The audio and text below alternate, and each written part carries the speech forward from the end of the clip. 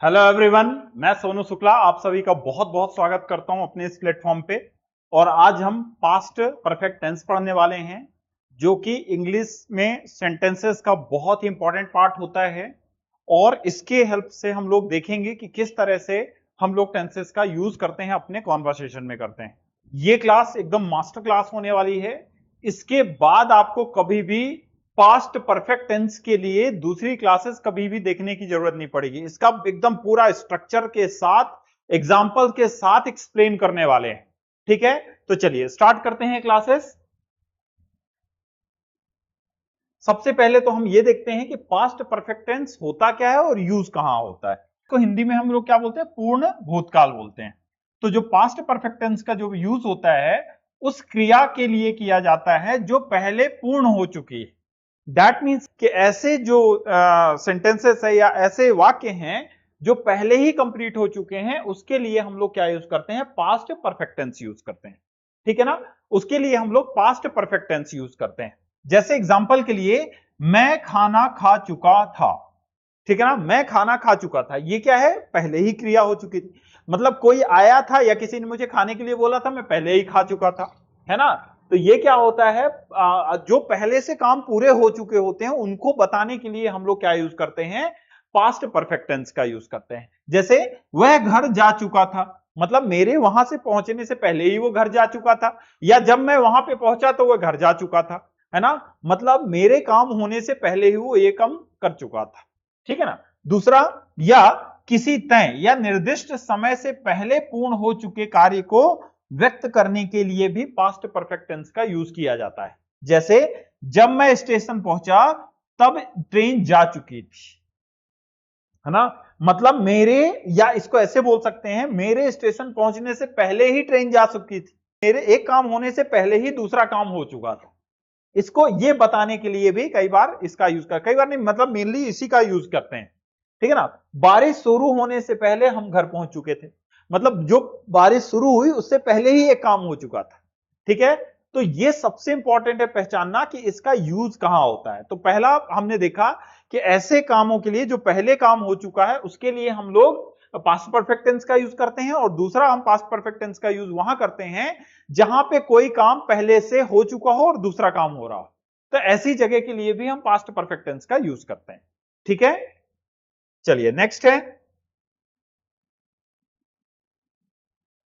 अब हम देखते हैं इसको पहचाने कैसे। मतलब अब ये तो वो हो गया कि कहां कहां यूज होता है, लेकिन जब हम इसको ट्रांसलेट करने जाते हैं या बोलने जाते हैं तो हम इसको पहचाने कैसे। तो पहचानने के लिए सबसे सटीक चीज है कि जो हिंदी वाक्य होते हैं उसके सबसे लास्ट में देखो, या तो क्या आएगा, चुका था, चुकी थी, चुके थे। क्या आएगा, या तो आएगा चुका था, चुकी थी, चुके थे, या आएगा आ था, ई थी, ए थे, है ना। आयत आ था मतलब किया था, मैंने बोला किया था, है ना। तो यहां पे लास्ट में क्या निकल रहा है, आ था, क्योंकि किया था, गया था, कुछ भी आ सकता है ना, लिया था, कुछ भी आ सकता है। तो आ था का प्रोनाउंसिएशन होता है। ई थी, गई थी, सोई थी, है ना। तो ई थी होता है, ए थे होता है, वो गए थे, ए थे, है ना। तो इस तरह से लास्ट सेंटेंस, लास्ट में देखना है सेंटेंस के। अगर आपको चुका था, चुकी थी, चुके थे, या आ था, ई थी, ए थे मिल जाए तो आपको समझ जाना है ये पास्ट परफेक्ट टेंस का है। ठीक है ना। इसकी जो हेल्पिंग वर्ब होती है वो हैड होती है।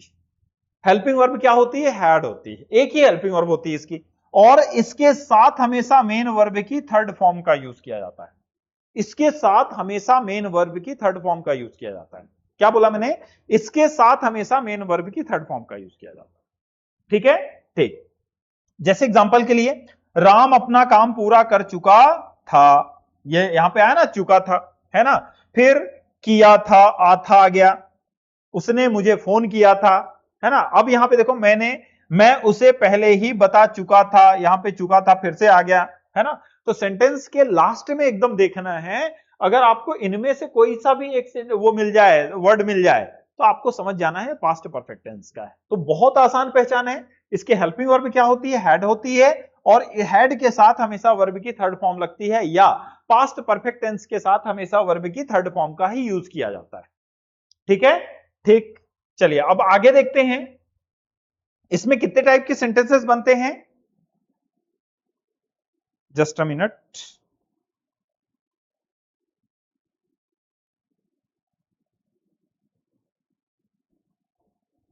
इसमें कितने टाइप के सेंटेंस बनते हैं? इसमें भी 6 प्रकार के सेंटेंस बनते हैं। जितने भी टेंस हैं उसमें 6 टाइप्स के ही सेंटेंस बनेंगे, ठीक है ना। पहला क्या होगा? अफर्मेटिव होगा, फिर निगेटिव होगा, फिर सिंगल इंट्रोगेटिव सेंटेंस होगा, फिर सिंगल इंट्रोगेटिव निगेटिव होगा, फिर डबल इंट्रोगेटिव होगा और फिर डबल इंट्रोगेटिव निगेटिव होगा। तो ये 6 प्रकार के सेंटेंस ही बनते हैं, हमेशा ये ध्यान रखना है। इनके स्ट्रक्चर ये सबसे इंपॉर्टेंट है।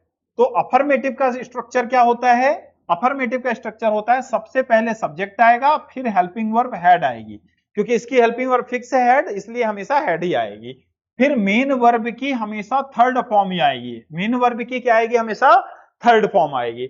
उसके बाद ऑब्जेक्ट आएगा और लास्ट में अदर वर्ड आएगा, ठीक है। सिमिलरली अगर इसका मैं निगेटिव बनाने जाता हूं तो क्या होगा? सबसे पहले सब्जेक्ट आएगा, फिर हेड आएगा और हेड के जस्ट बाद नॉट आएगा, हेड के तुरंत बाद नॉट आएगा, और फिर मेन वर्ब की थर्ड फॉर्म आएगी, मेन वर्ब की थर्ड फॉर्म आएगी, फिर ऑब्जेक्ट आएगा और लास्ट में अदर वर्ड आएगा, ऑब्जेक्ट के बाद लास्ट में अदर वर्ड आएगा, ठीक है। अगर यही क्या है? सिंगल इंट्रोगेटिव सेंटेंस है। अगर यही सिंगल इंट्रोगेटिव सेंटेंस है तो हेड सबसे पहले आ जाएगा, हेड सबसे पहले आया जाएगा। सेंटेंस वाला टॉपिक अच्छे से आप कर लीजिएगा, जिसमें मैंने सेंटेंसेस आपको बताए थे, ठीक है ना, ये और अच्छे से समझ में आ जाएगा। वहां पे हेल्पिंग वर्ब के बाद आपको हेल्पिंग वर्ब की जगह हेड रख देना है बस, है ना। तो सबसे पहले हेड आएगा, फिर सब्जेक्ट आएगा, फिर मेन वर्ब की थर्ड फॉर्म आएगी, है ना, फिर ऑब्जेक्ट आएगा, अदर वर्ड आएगा और लास्ट में क्वेश्चन मार्क आएगा, ठीक है ना। Single interrogative negative sentence, single interrogative negative sentence, इसमें क्या आएगा? सबसे पहले हेड आएगा, फिर सब्जेक्ट आएगा और फिर नॉट आएगा, है ना, फिर मेन वर्ब की थर्ड फॉर्म आएगी, मेन वर्ब की थर्ड फॉर्म आएगी, फिर ऑब्जेक्ट आएगा, फिर अदर वर्ड आएगा और लास्ट में आता है क्वेश्चन मार्क, क्योंकि क्या है? ये इंट्रोगेटिव टाइप का सेंटेंस है। इंट्रोगेटिव टाइप का सेंटेंस है तो हमेशा नॉट आता है, ठीक है। फिर double interrogative sentence, double interrogative sentence, double interrogative sentence में क्या होता है? सबसे पहले WH वर्ड आता है, सबसे पहले WH वर्ड आता है, फिर हेड आएगा, फिर सब्जेक्ट आएगा, फिर मेन वर्ब की थर्ड फॉर्म आती है, फिर मेन वर्ब की थर्ड फॉर्म आती है, फिर ऑब्जेक्ट आता है, अदर वर्ड आता है और लास्ट में इसमें भी क्वेश्चन मार्क आएगा, क्योंकि ये भी इंट्रोगेटिव टाइप का सेंटेंस है, ठीक है। फिर अगर इसी का मुझे निगेटिव बनाना है, DINS बनाना है, क्या बनाना है? DINS बनाना है, तो सबसे पहले WH वर्ड आएगा, फिर हेड आएगा, फिर सब्जेक्ट आएगा, फिर नॉट आएगा, फिर मेन वर्ब आएगी, मेन वर्ब की थर्ड फॉर्म आएगी, फिर ऑब्जेक्ट आएगा और अदर वर्ड आएगा और लास्ट में क्वेश्चन मार्क आएगा। लास्ट में क्या आएगा? क्वेश्चन मार्क आएगा, ठीक है ना, क्योंकि ये भी इंट्रोगेटिव टाइप का सेंटेंस है। तो ये बेसिक इसके स्ट्रक्चर होते हैं। अब चलिए इसी स्ट्रक्चर के साथ हम एक एक दो एग्जांपल लेके समझ लेते हैं कि कैसे सेंटेंस हमारे बनते हैं, है ना, कैसे हमारे सेंटेंस बनते हैं, इसको समझ लेते हैं, ठीक है।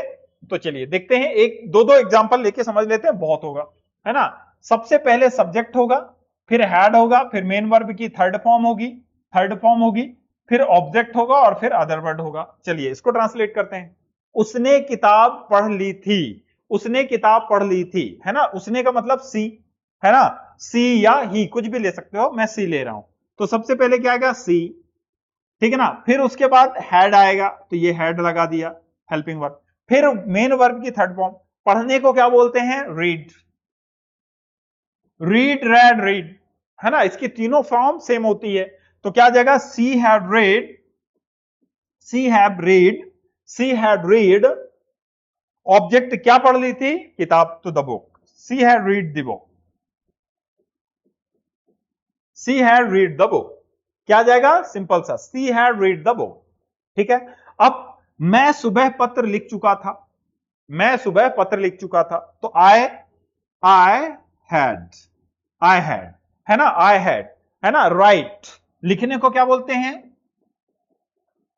Right, write, wrote, written, third form क्या होगी? रिटन। राइट, तीनों फॉर्म लिख देता हूं, write, wrote, written, write, wrote, written, third form क्या होगी? रिटन। तो क्या हो जाएगा? I had written,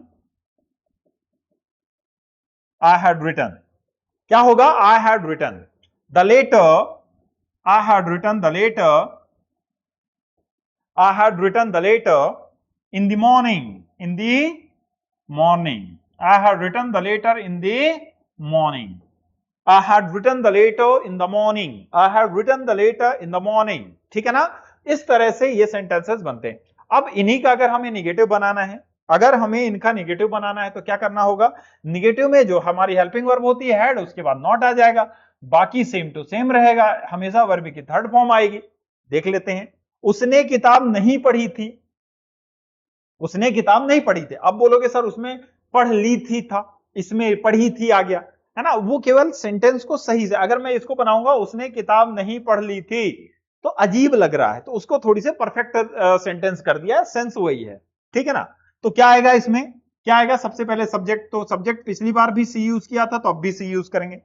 she had, she had, she had, फिर हैड के बाद आएगा नॉट, सी हैड नॉट, क्या आ जाएगा, सी हैड नॉट, ठीक है ना। फिर वर्ब की थर्ड फॉर्म, पढ़ने को क्या होता है, रीड की रीड ही रहता है, रीड रेड रीड, ठीक है ना। सी had read the book, she had not read the book, क्या हो जाएगा, she had not read the book. ये इसका निगेटिव हो गया। अगर मैं इसका निगेटिव बनाऊं, मैं सुबह पत्र नहीं लिख चुका था, तो क्या हो जाएगा, I had not written, I had not written, I had not written, I had not written the letter in the morning, in the morning. ये इसका नेगेटिव हो गया, ये इसका नेगेटिव हो गया। I had not written the letter in the morning, I had not written the letter in the morning, ठीक है ना, ये इसका नेगेटिव हो गया। अब अगर इसी का हमें इंट्रोगेटिव टाइप का बनाना है, वो भी सिंगल इंट्रोगेटिव बनाना है, तो क्या करना होगा, सिंपल सा, आप जो हेल्पिंग वर्ब है उसको सब्जेक्ट से आगे रख दीजिए और जो सब्जेक्ट है उसको हेल्पिंग वर्ब की तरह जगह रख दीजिए, तो ये क्या बन जाएगा, सिंगल इंट्रोगेटिव बन जाएगा। जैसे देखिए यहां से इसको स्टार्ट करते हैं, देखते हैं कि कैसे बनेगा, है ना। सबसे पहले आपको क्या लिखना है, हैड लिखना है, फिर सब्जेक्ट क्या है, उसने तो सी यूज किया था तो यहां पे भी सी यूज करते हैं।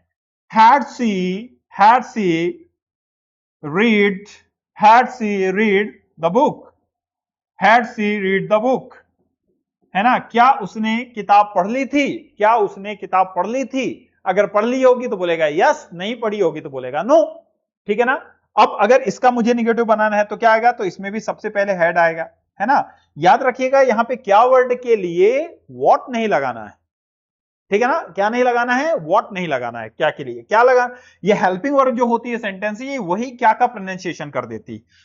Had I, had I, had I, क्या हो जाएगा, had I written, had I written the letter, had I written the letter in the morning, had I written the letter in the morning, क्या हो जाएगा, had I written the letter in the morning, है ना। अब इसी का अगर मुझे निगेटिव बनाना हो तो निगेटिव कैसे बनाएंगे, वो भी बहुत सिंपल है। सबसे पहले हैड आएगा, फिर सब्जेक्ट आएगा, फिर नॉट आएगा और फिर मेन वर्ब की थर्ड फॉर्म आएगी, ऑब्जेक्ट आएगा, अदर वर्ड आएगा और लास्ट में क्वेश्चन मार्क आएगा, ठीक है। चलिए इसका बनाते हैं। तो सबसे पहले हैड आएगा, ये हैड आ गया, सबसे पहले हैड आएगा, हैड आ गया, फिर हैड के बाद आपको सब्जेक्ट लगाना, पहले भी सी लगाए, यहां पे भी सी लगाएंगे, फिर नॉट आएगा, ये नॉट आ गया, फिर वर्ब की थर्ड फॉर्म आएगी, तो क्या आ जाएगा, रीड रेड रीड, है ना। तो क्या हो गया, had she not read, had she not read the book, had she not read the book, और लास्ट में क्वेश्चन मार्क लगाना कंपलसरी है, अगर मैं भूल भी जाऊं तब भी आपको क्वेश्चन मार्क लगाना ही लगाना है ना, क्योंकि क्वेश्चन मार्क तो लगाना ही पड़ता है, अगर वो सिंगल इंट्रोगेटिव टाइप का सेंटेंस है तो हमें क्वेश्चन मार्क लगाना पड़ेगा, ठीक है ना। क्या मैं सुबह पत्र नहीं लिख चुका था, अब इसका बनाएंगे तो क्या हो जाएगा, क्या हो जाएगा, हैड, है ना, had I not written the letter, had I not written the letter in the morning,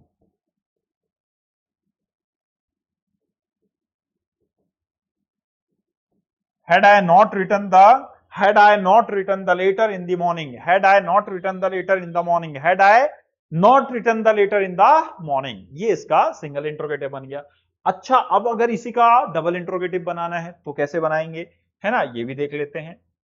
है ना। डबल इंट्रोगेटिव में जो सिंगल इंट्रोगेटिव होता है सेम टू सेम होता है, बस उसके आगे WH वर्ड लग जाता है, बस WH वर्ड लग जाता है बस, है ना। WH वर्ड क्या होते हैं, WH वर्ड्स क्या होते हैं, या WH वर्ड बोल दो या WH फैमिली बोल दो, है ना। ये क्या होते हैं, WH जैसे व्हाट हुआ, है ना, व्हेन हुआ, वेयर हुआ, हु हुआ, और विदुम हुआ, हुम, सॉरी विदुम नहीं, हुम, है ना, व्हाई हुआ, और एक आध लिख लो, व्हाई हुआ, है ना। तो ये सारे क्या होते हैं, WH वर्ड होते हैं, जिनसे हम क्वेश्चन करते हैं, जिससे हम सामने वाले से क्वेश्चन करते हैं, उसी को हम WH वर्ड बोलते हैं। ठीक है, जैसे यहां पे देखिए, इसकी अलग से एक प्रॉपर क्लास आपको मिलेगी, है ना, कि कैसे हमें सामने वाले से क्वेश्चन करना है। ठीक है, ये प्रॉपर आपको एक क्लास मिलेगी इसकी। उसने कौन सी किताब पढ़ ली थी, उसने कौन सी किताब पढ़ ली थी। ठीक है ना, चलिए देखते हैं, देखते हैं उसने कौन सी किताब पढ़ ली थी। तो सबसे पहले क्या आएगा, WH वर्ड आएगा, तो कौन सी किताब, तो बिच, है ना। अच्छा, बिच के साथ हमेशा नाउन साथ में आता है, तो यहां पे कौन सी किताब हो रहा है, तो ये किताब नाउन है, तो बिच प्लस नाउन होता है, तो बिच के साथ बुक आ जाएगी, तो क्या हो जाएगा, बिच बुक। जैसे आप कलर में देखोगे तो which colour do you like ही बोलते हैं, है ना, तो ये इसके पास आ जाता है, मतलब यहां पे नाउन आ जाता है, ये जो ऑब्जेक्ट होता है वो इसके साथ आ जाता है, अगर बिच है तो, अगर बिच है तो, ठीक है ना। अब बाकी सबके साथ नहीं आता है, तो क्या हो जाएगा, बिच बुक, बिच बुक, फिर उसके बाद had, which book had she read. ठीक है, तो बिच के साथ ऐसा होता है, जबकि बाकी के साथ नहीं होता। देख लेते हैं, मैं सुबह कितने बजे, तो यहां पे WH वर्ड क्या है, कितने बजे, at what time, at what time, कितने बजे के लिए क्या होता है, at what time, at what time, क्या होता है कितने बजे के लिए, at what time, at what time had I, at what time had I, फिर उसके बाद क्या आएगा, इसके बाद क्या आएगा, सब्जेक्ट के बाद क्या आता है, मेन वर्ब आती है, तो मेन वर्ब यहां पे क्या है, लिखना, तो return, had I, at what time had I written the letter, और कब, सुबह, इन द मॉर्निंग, है ना, इसको मैं रफ कर देता हूं, इन the morning, in the morning, question mark जरूर लगाना है, क्वेश्चन मार्क तो बोलना ही नहीं, तो क्या हो जाएगा, at what time had I written the letter in the morning. ठीक है ना, ये हो जाएगा। अगर इसी का मुझे निगेटिव बनाना हो तो क्या होगा, देख लेते हैं, है ना। निगेटिव में क्या करना है, सब्जेक्ट के तुरंत बाद नॉट लगा देना है, जैसे यहां पे देखिए, है ना, यहां पे भी कौन सी बुक है, तो क्या हो जाएगा, वेयर नहीं, which, sorry, which book, which book had, which book had she not, ये सब्जेक्ट के बाद नॉट आ गया, read, question mark, which book had she not read, which book had she not read, which book had she not read. ठीक है ना, मैं सुबह कितने बजे पत्र नहीं लिख चुका था, तो क्या हो जाएगा, कितने बजे के लिए, एट व्हाट टाइम, तो क्या हो जाएगा, at what time, at what time, at what time, ठीक है ना, had, at what time had I not return the letter in the morning.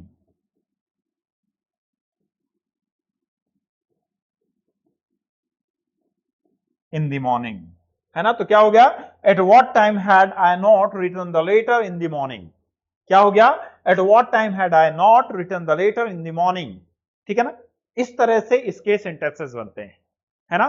कितना आसान है, बहुत आसान है ना। अगर आप एक बार स्ट्रक्चर के साथ इसकी अच्छे से प्रैक्टिस कर लें, 100% आपके बहुत अच्छे से आ जाएगा। अब आपको क्या करना है, आप 5 से 6 ऐसे सेंटेंस, 5 ज्यादा नहीं, 5 सेंटेंसेस ढूंढिए हिंदी में, उसके सारे फॉर्मेट बनाइए, अफर्मेटिव भी बनाइए, नेगेटिव भी बनाइए, सिंगल इंट्रोगेटिव बनाइए, सिंगल इंट्रोगेटिव बनाइए, डबल इंट्रोगेटिव बनाइए, और डबल इंट्रोगेटिव नेगेटिव भी बनाइए, सारे बनाइए और अच्छे से बनाइए। आप देखेंगे कि आपको बहुत आसानी से ये समझ में आ गया है ना, और आप उसे बहुत अच्छे से कर भी पाएंगे, बहुत आसान है है ना। टेंसेस बहुत आसान है, बस ढंग से समझा देगा कोई, है ना। ठीक है, तो ये हमारे आज का टेंसेस था। ठीक है, इसी तरह से इजी वे में पढ़ाने के लिए या बताने के लिए हम एक आपके लिए बहुत अच्छी क्लासेस लेके आए हैं, वो भी मात्र 1499 रुपए में। ऑनलाइन क्लास है, 1499 रुपए में हम आपके लिए क्लास लेके आए हैं। इसमें आपको basic grammar, advance grammar, basic English, advance English, spoken English और पर्सनालिटी डेवलपमेंट, सारी चीजें एक साथ मिलने वाली है, सारी चीजें एक ही पैकेज में मिलने वाली है।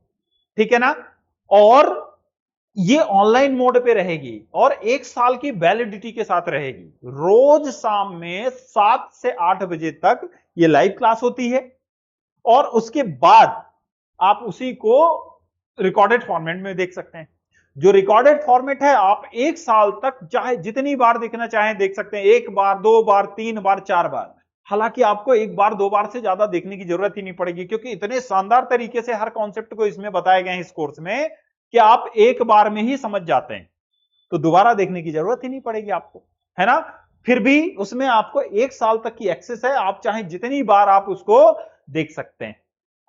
और उसके बाद जब आपका कोर्स अच्छे से हो जाए, मतलब अच्छे से क्लास हो जाए, उसके बाद टेस्ट देके देख लीजिए कि क्या आप सही कर रहे हैं। उसके नीचे टेस्ट है, अगर आपका टेस्ट बहुत अच्छा जा रहा है मतलब सब समझ में आ रहा है, नहीं अच्छा टेस्ट गया तो पहला टेस्ट देने के बाद आप एक बार फिर से क्लास को देखिए, है ना। तो बहुत ही अच्छी शानदार क्लासेस हैं, फटाफट आप ज्वाइन कर सकते हैं, चाहे कोई भी हैं आप स्टूडेंट हैं, कॉलेज स्टूडेंट, स्कूल स्टूडेंट, या किसी यूनिवर्सिटी में हैं, आप किसी एम्प्लॉयमेंट में हैं, या कोई हाउसवाइफ्स हैं, कहीं पे जॉब कर रहे हैं, या आप कंपनी के ऑनर हैं, है ना, या आप टीचर हैं, कोई भी हैं, आप जो भी इंग्लिश सीखना चाह रहा है वो इस क्लास को ज्वाइन कर सकता है।